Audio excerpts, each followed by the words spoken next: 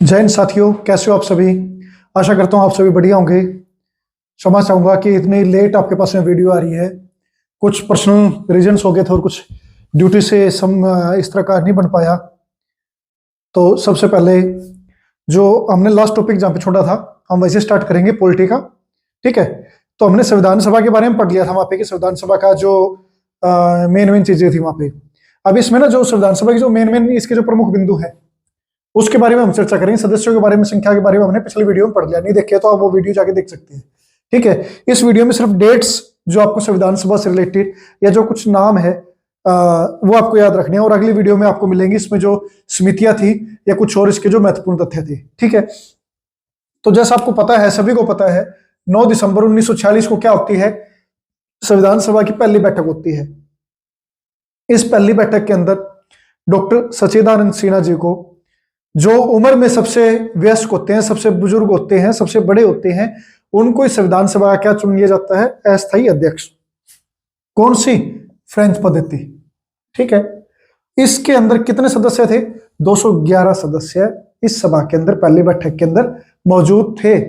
और जो संविधान सभा को सबसे पहले संबोधित किसने किया था? वो सबसे पहले संबोधित किया था जेपी कृपलानी साहब ने। ठीक है। संविधान सभा को सबसे पहले संबोधित किसने किया? जेपी कृपलानी साहब ने।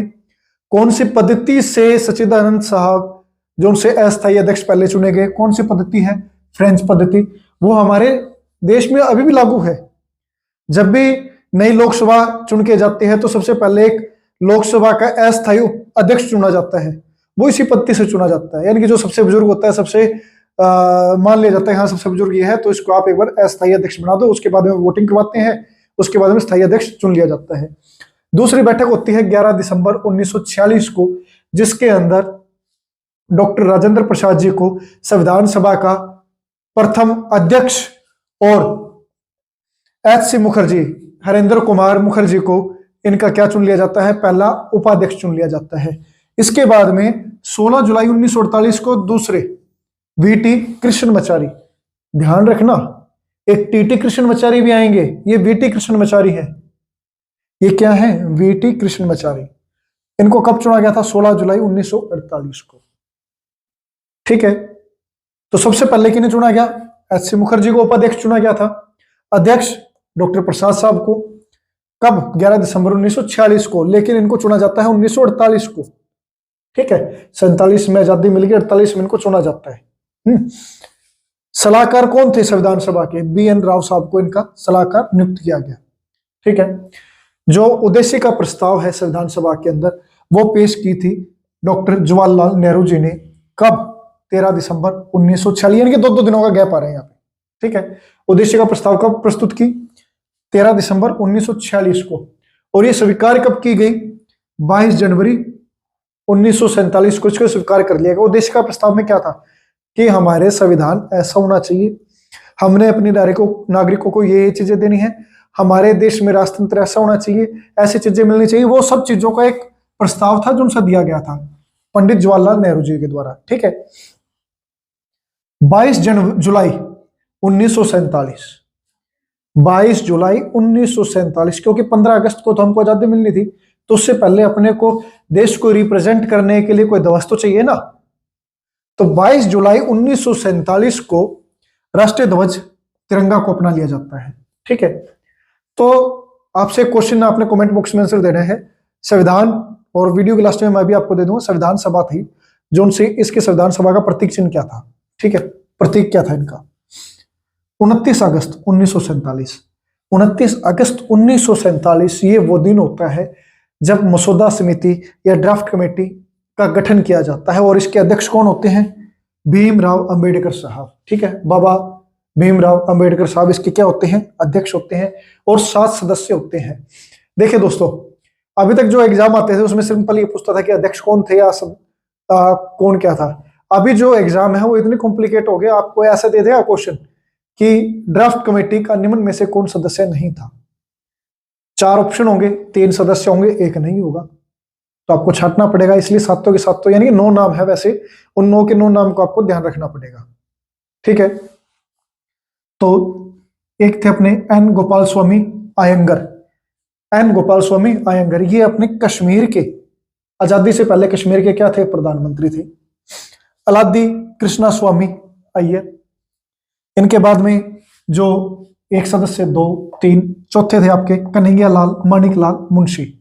ठीक है, कन्हैया लाल मानिक लाल मुंशी। क्वेश्चन आपसे ये पूछ लिया जाएगा, संविधान सभा मसौदा समिति का वो कौन सा सदस्य था जो संविधान सभा की ऑर्डर ऑफ बिजनेस कमेटी, ठीक है, ऑर्डर ऑफ बिजनेस कमेटी का अध्यक्ष भी था, तो वो कौन थे, कन्हैया लाल मानिक लाल मुंशी। ठीक है, केएल मुंशी भी बोल देते हैं, कन्हैया लाल मानिक लाल मुंशी। ठीक है, इसके बाद में आपके जो सदस्य आते हैं, सैयद मोहम्मद सादुल्ला, सैयद मोहम्मद सादुल्ला। इनके बाद में जो सदस्य होते हैं, बीएल मित्तर साहब, ये अपने हेल्थ इश्यूज के कारण रिजाइन दे देते हैं। उनकी जगह पे कौन आते हैं, एन माधवराव। और डीपी खेतान, जिनकी इस दौरान मृत्यु हो जाती है, उनकी जगह आते हैं टीटी कृष्णमाचारी। अभी देखो ये कौन है, टीटी कृष्णमाचारी। हम बात किसकी कर रहे थे पहले, बीटी कृष्णमाचारी। ठीक है, अभी टीटी कृष्णमाचारी के बारे में आपको मैं लास्ट में बताऊंगा, बहुत बढ़िया किस्सा है। 21 जनवरी 1948 इस दिन ये जो मसौदा समिति थी वो अपनी रिपोर्ट पेश करती है। 21 जनवरी 1948 को, 21 जनवरी 1948 को अपनी रिपोर्ट पेश करते हैं। उसके बाद में उसमें कुछ संशोधन होते हैं और फाइनली वो दिन आ जाता है जब हमारे संविधान बनकर तैयार हो गया था और कुछ अंग उसके अपना लिए गए थे, जो 11वां स्तर चल रहा था। ठीक है, और उसका आखिरी दिन था कौन सा, 26 नवंबर 1949।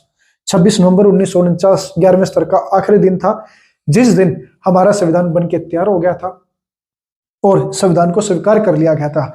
इसके 16 अनुच्छेद थे जो उनसे, ठीक है, 16 अनुच्छेद थे। अनुच्छेद अगर आप बोलते हो तो मैं आपको बता देता हूं, आर्टिकल 5, 6, 7, 8 और 9, उसके बाद में 60, 60, 324, 366, 367, 379, 380, 388, 391, 392 और 393 को लागू कर दिया गया। ठीक है, बाकी जितने भी अनुच्छेद बचे, जो कुछ बचा, वो 26 जनवरी 1950 से लागू होगा। ठीक है, वो आपको पता है क्योंकि पहला जो संविधानता दिवस था वो 26 जनवरी 1930 को, हाँ 30 था, 32, हाँ उसको मनाया गया था। ठीक है, वो आप ध्यान कर लेना, वहां भी मेरे सन की थोड़ी सी गैप हुआ पड़ा है। अभी इसमें एक चीज थी कि हाँ, अंतिम बैठक, संविधान सभा की अंतिम बैठक ये कब होती है, 24 जनवरी 1950 को इसकी अंतिम बैठक होती है और 8 महिला सदस्य के साथ कुल 284 सदस्यों के इसके ऊपर क्या होते हैं, हस्ताक्षर होते हैं। 284 सदस्यों के इसके ऊपर क्या होते हैं, साइन होते हैं। इसके बाद में 26 जनवरी 1950 को संविधान लागू। अभी 26 नवंबर 2015 को डॉक्टर बाबा साहब अम्बेडकर जी की 125वीं जयंती के उपलक्ष्य में जो संविधान, इस दिन को क्या माना गया, विधि दिवस। ठीक है, क्योंकि इस दिन अपना संविधान क्या हो गया था, स्वीकार कर लिया गया था, कुछ लागू हो गया था, पर्सनली लागू हो गया था। ठीक है, अभी एक आपने जो HV अयंगर, ये क्या थे, संविधान सभा के सचिव थे। SN मुखर्जी जो चीफ ड्राफ्टमैन थे। प्रेम बिहारी रायजादा, ये क्या था, संविधान के लेखक थे। संविधान 2 भाषाओं में लिखा गया था, एक हिंदी में और एक इंग्लिश में।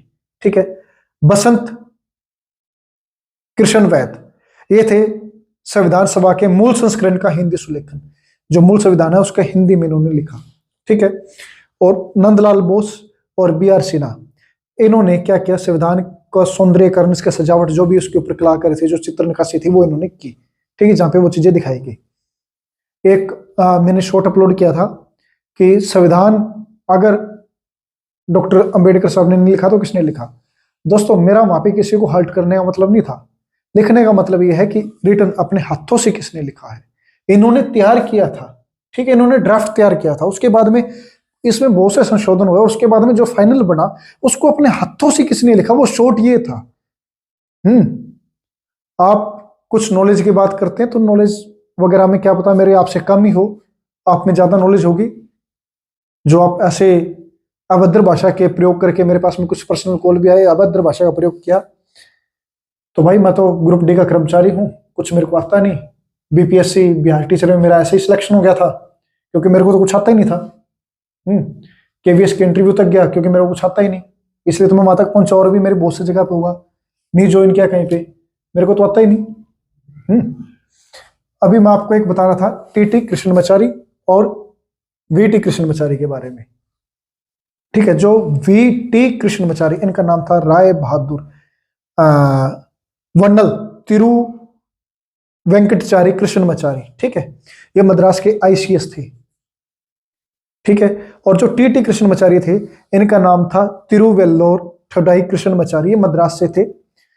तो सबसे पहले चीज, भारत में सबसे पहले भ्रष्टाचार पे संपलित होने पर किसने अपने पद से इस्तीफा दिया, वो थे टीटी कृष्णमाचारी। ठीक है, ये वित्त मंत्री थे 1958 में, इन्होंने अपने पद से इस्तीफा दिया। जवाहरलाल नेहरू और उनके जो इंदिरा गांधी जी के पति थे, उनके दामाद जवाहरलाल नेहरू के, उन्होंने अपने ससुर के खिलाफ में आवाज बुलंद कर ली और एक बड़े घपले का वहां पे उन्होंने खुलासा किया भ्रष्टाचार में जो संपलित हुए। देखिए, भ्रष्टाचार देश में स्टार्टिंग से चलता आ रहा है। कोई कहीं ना कहीं कैसे ना कैसे करके अपना निजी फायदा उठाने के लिए, अपना खुद का फायदा सोचने के लिए कहीं ना कहीं पे कुछ ना कुछ गलत करता है, अपने पदों का दुरुपयोग करता है। तो भाई अगर आप बढ़िया पद पे जाओ तो प्लीज ऐसा काम कभी मत करना। इन्होंने क्या किया, टीटी कृष्णमाचारी, एक ध्यान रख लेना आप, टीटी कृष्णमाचारी भ्रष्टाचार के आरोप में इनका हुआ।